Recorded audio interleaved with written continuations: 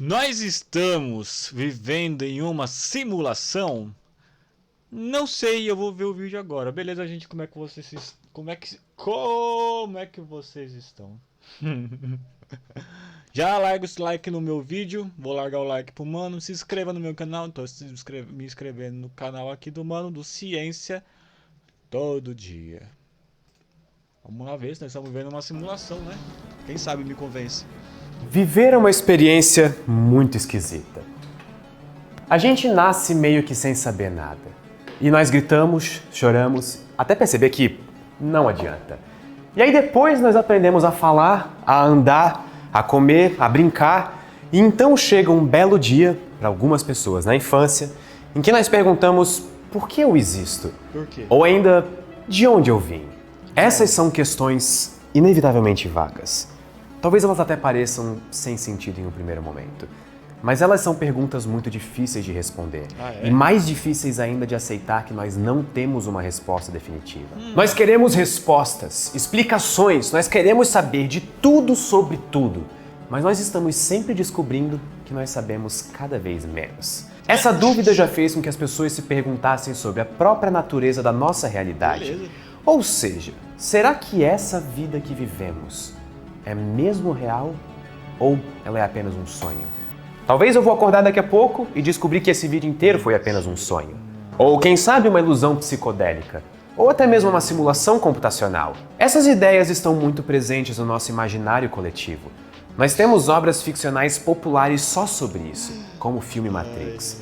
E também não é uma ideia recente, já que ao longo da história existem diversos exemplos de desafios à realidade.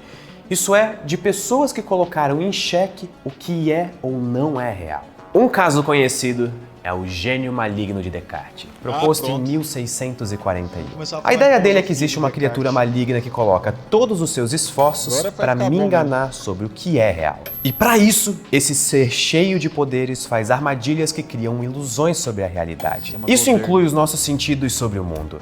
Aquilo que nós vemos, ouvimos, tocamos, sentimos ou até aquilo de que pensamos que as coisas sejam feitas. Todas essas experiências seriam impressões falsas. Assim, o céu estrelado seria uma ilusão, mesmo que magnífica. Uma ilusão A nossa idiota. impressão de que nós temos mãos que tocam em objetos seria outra ilusão. Os sons de músicas que ouvimos É e tudo gostamos ilusão. Esse tanto, vídeo é ilusão. de novo, uma ilusão do gênio maligno. E assim por diante. Isso significa que as nossas crenças sobre o mundo seriam todas falsas. Ou seja, o demônio de Descartes estaria o tempo todo criando ilusões na nossa mente, nos fazendo acreditar em coisas que não correspondem ao que nós conhecemos como mundo real. A proposta de Descartes pode parecer improvável hoje em dia. No entanto, nós temos cada vez mais razões para duvidar da nossa realidade. Nem sempre esse cenário pareceu tão próximo de nós como agora, já que nós tivemos um avanço tecnológico absurdo nos últimos anos, o que nos trouxe a internet, supercomputadores, dispositivos nucleares, inteligência artificial, telescópios espaciais, aceleradores de partículas, nanotecnologia e mais uma lista enorme de conquistas. Além disso, nos últimos anos ouvimos falar muito sobre realidade virtual, seja pelo desenvolvimento de inteligências artificiais por meio de jogos usando óculos de realidade virtual, ou ainda pela recente proposta do metaverso, um mundo virtual em que você pode fazer tudo. Ter uma casa, encontrar amigos, ir pro show, comprar objetos, estudar, trabalhar, se exercitar. A ideia de uma realidade além da que nós conhecemos pode soar bastante assustadora, já que é um campo desconhecido para nós. Até agora nós só conhecemos a nossa realidade e nós ainda sabemos muito pouco sobre ela. Em 2003, o filósofo sueco Nick Bostrom publicou um artigo intitulado "Você está vivendo em uma simulação computacional?". A proposta dele é baseada em um trilema, que são 3 afirmações, e nós devemos escolher pelo menos uma delas. A ideia de trilema é análoga aos dilemas que às vezes nós vivenciamos. A famosa questão sobre ser ou não ser, ou mesmo dilemas éticos sobre como devemos agir numa situação que coloca vidas em risco. Mas ao invés de 2 situações difíceis de resolver, no trilema nós temos 3 situações. Por isso que as coisas ficam um pouco mais complexas. Tá fazendo sentido pra As vocês? opções que o Nick Bostrom nos dá são: 1. Provavelmente nós seremos extintos antes de alcançar um nível pós-humano. Ou seja, que tenhamos capacidades cognitivas e tecnológicas muito além das que temos hoje em dia. 2. Qualquer civilização que tenha passado desse estágio pós-humano provavelmente não vai ser capaz de gerar um número significativo de simulações da sua história evolucionária. Isso é, mesmo se alguma civilização consiga adquirir capacidades pós-humanas, ainda assim ela não será capaz de criar realidades que simulem o universo dos seus antepassados. E a terceira e última, nós provavelmente estamos vivendo agora em uma simulação computacional. Essa é a conclusão do argumento. Então, nós ainda precisamos construir cada etapa que justifica essas opções. Então, para seguir adiante, nós precisamos de 3 ingredientes: filosofia da mente, razões empíricas, isso é, razões baseadas em nossas experiências sobre o mundo, e, por fim, probabilidade simples. O primeiro ingrediente é a ideia de que a nossa mente não depende do nosso corpo material. Então nós podemos continuar existindo conscientemente, mesmo que em um corpo diferente do nosso. Será? Ou seja, não precisamos ser feitos de carne e osso. Nós podemos ser feitos de silício ou metal e ainda manter a nossa consciência. Essa experiência consciente pode parecer ou não com a forma e comportamento humano. Isso não importa. Tudo que nós precisamos concordar é que é possível de gerar estados mentais com experiência consciente subjetiva, independentemente de onde ou qual tipo de corpo esses estados mentais ocorram. É discutível o que exatamente são esses estados mentais, mas a ideia é que seja uma réplica refinada da estrutura do cérebro humano, pelo menos até um nível das sinapses individuais de um neurônio. Para continuar o argumento, nós precisamos aceitar essa visão sobre a mente, que, em geral, não é controversa. O segundo ingrediente envolve entender o atual estado das coisas, especificamente o atual nível tecnológico da humanidade. Sabendo disso, nós podemos fazer uma estimativa de quanto poder computacional nós precisamos para criar uma realidade simulada com seres tão conscientes como nós, seres humanos. Apesar de hoje em dia existirem inteligências artificiais bastante desenvolvidas, nós ainda não criamos uma mente consciente. Por mais engenhosas que sejam, as inteligências artificiais não conseguem pensar por conta própria. Elas só simulam ações. Pode ser que a nossa tecnologia continue avançando e em algum momento futuro a humanidade seja capaz de criar mentes conscientes. Não importa quanto tempo isso leve, sejam algumas décadas ou quem sabe alguns muitos milênios. Porém, existe a chance de não conseguirmos chegar a esse ponto. Por isso, para fazer uma estimativa conservadora, nós vamos pressupor apenas o nosso atual conhecimento sobre computação e seus princípios. A estimativa de quanto poder computacional nós precisamos para criar uma realidade simulada com seres conscientes é feita com base no poder e custo computacional necessário para replicar o funcionamento de tecidos nervosos humanos em tecidos nervosos de silício. De qualquer forma, o que importa é saber quanto poder computacional nós precisamos para simular o nosso sistema nervoso central e assim estimar o seu gasto computacional. Cada humano simulado iria requerer essa quantia e, além disso, nós teríamos de levar em conta o ambiente em que essas simulações irão viver. As suas casas, as suas cidades, os seus planetas, as suas galáxias. No entanto, nós não precisamos simular tudo isso.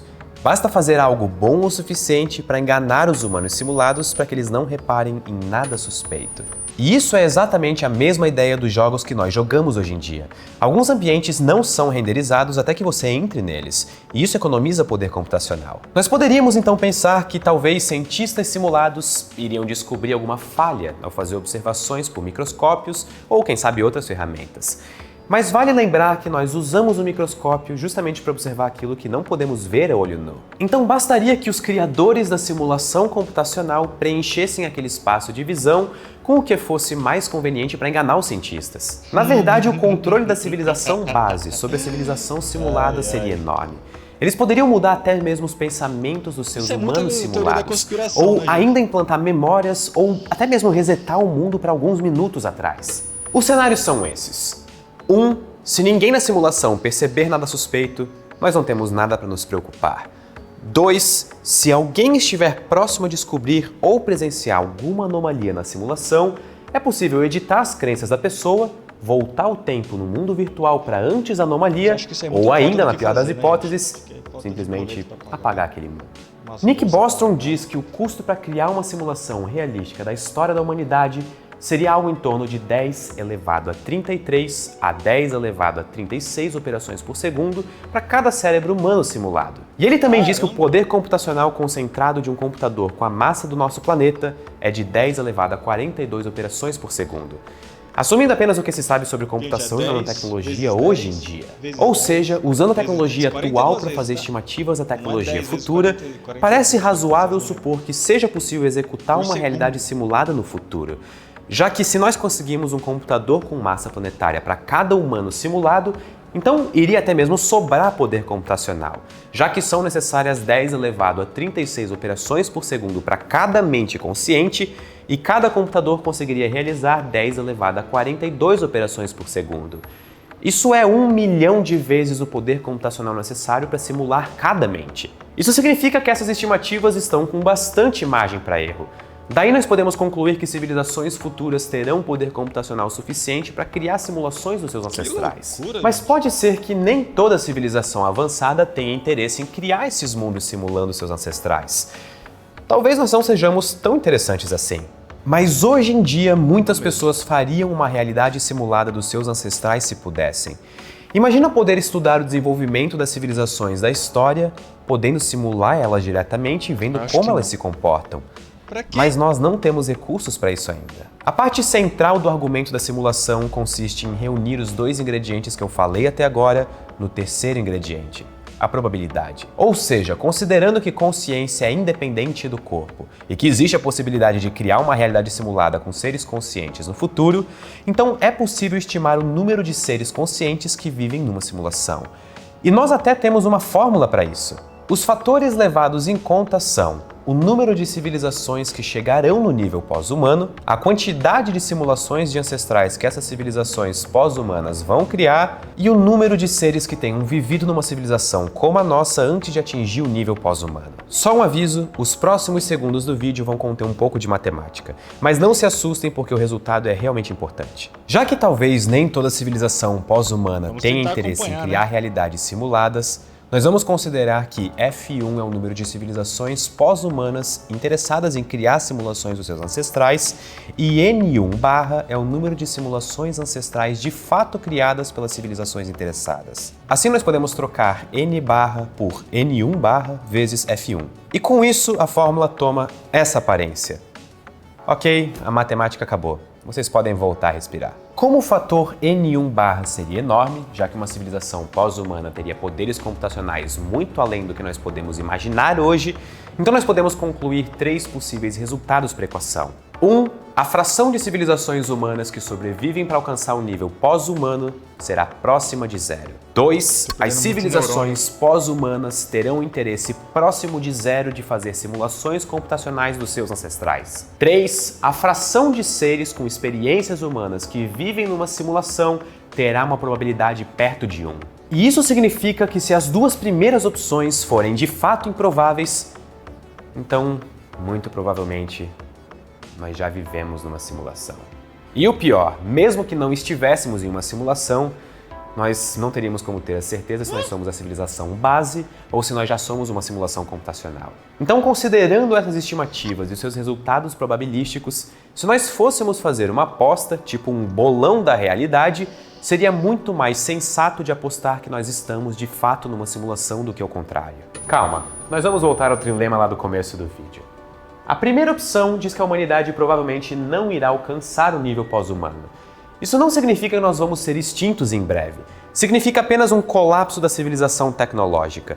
Nós podemos continuar existindo indefinidamente, só que sem nunca atingir o nível pós-humano. A segunda opção diz que civilizações pós-humanas não estarão interessadas em fazer simulações dos seus ancestrais. Mas para que isso seja verdade, nós teríamos que mudar radicalmente as motivações atuais sobre fazer realidades simuladas, de modo que toda civilização avançada vai convergir para um ponto de desinteresse, seja porque ninguém mais tem vontade de criar simulações dos seus ancestrais, ou porque alguém criou leis que proíbem esse tipo de coisa, ou alguma outra razão que eu não sei aqui.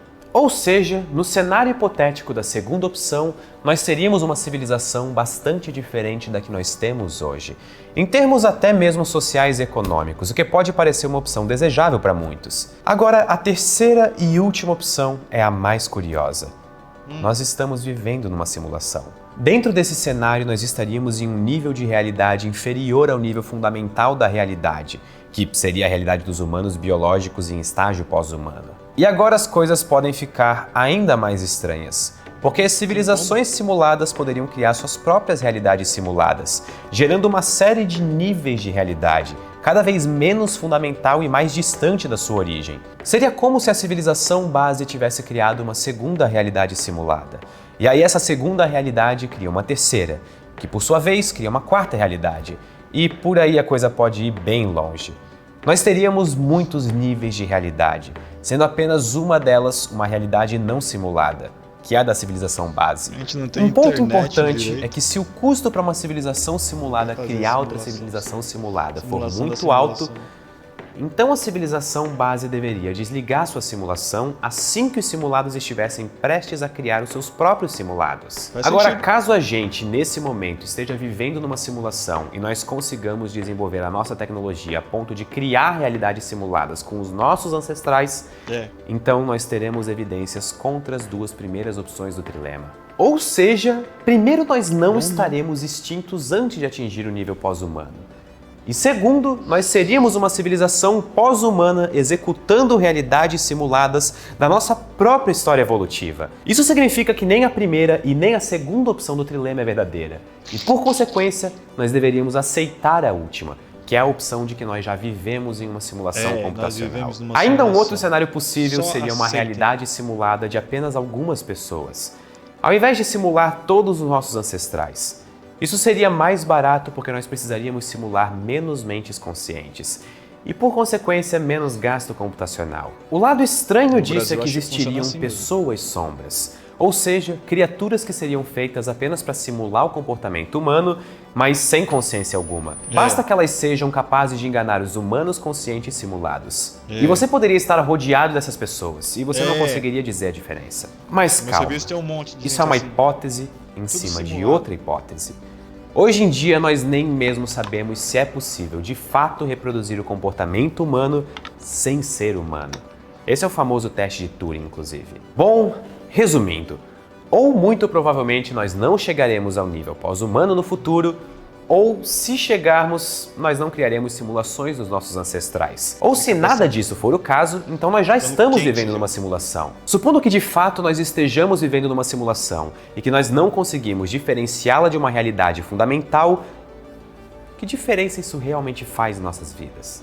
No artigo do Bostrom, ele afirma que praticamente nada mudaria caso soubéssemos que estamos numa simulação e que quase ninguém ficaria louco. Mas será que nós não iríamos mesmo enlouquecer? Se você estivesse em uma realidade simulada, o que você faria? Não se esqueça, você não está em uma simulação. Você não está em uma simulação. Você não está em uma simulação. Você não está em uma simulação. Você não está em uma simulação. Você não está em uma simulação. Você não está em uma simulação. Você não está em uma Esse vídeo, ele veio pra simulação. esclarecer Você não as está em uma coisas. simulação. E acabou Você não trazendo está em mais uma coisa. simulação. Você não está em uma simulação. Você não está em uma simulação. Sempre Toshiba. Ai, gente. Pra mim já chega de internet por hoje. Não sei se eu aguento ver mais vídeo, não. Faz um favor aí, deixa o like. Se você entendeu alguma coisa, me explica nos comentários, por favor.